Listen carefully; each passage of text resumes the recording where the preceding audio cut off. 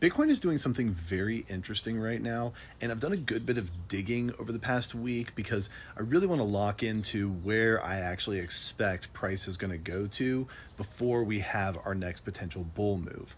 And through my digging, I've kind of come up with a theory, so I'm going to go ahead and lay it out here. Let's look at the chart, dive into it. Here we go. Now you'll see the daily chart for Bitcoin right here. And yes, it's messy, right? There's a lot going on here, but I'm gonna try and break down exactly what's going on so that you can understand exactly where I'm coming from with all of my theory. So right now, obviously, we're in a bear flag, right? You can see from the red line ascending, green line ascending. We've had a couple touch points. These lines aren't totally confirmed, but generally speaking, we look like we are in some form of bear flag.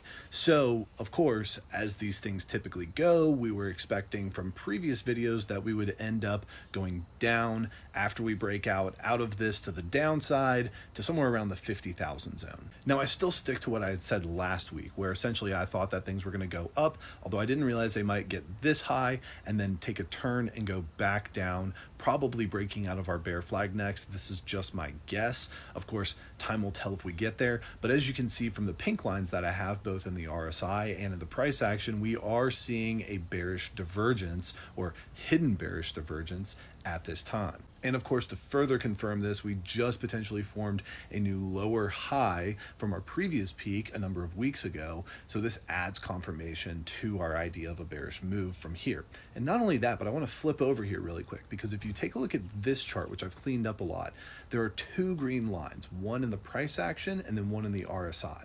The one in the RSI is showing our bearish trend moving downward, and it's a very slow bearish trend. But if we can break that to the upside, that may be our confirmation for a potential new trend forming in a larger time frame perspective. And not only that, but we just bounced off and confirmed a trend line in our price action moving down, which you can see if you look above. Now put all of this together, and this is why I personally think from here we move down. I don't think we're going to come back up necessarily and break that trend line now that we've formed it on the daily all the way back from our peak. This is now a very strong resistance line at this point.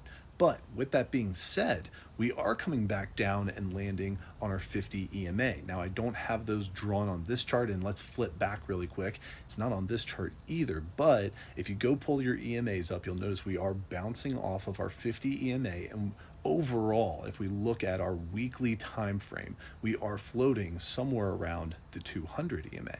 Now I'm going to dive into that weekly time frame in a second because I think there's some valuable info we can pull from that. But what I want to say is that I have added now a second white box because I'm starting to really think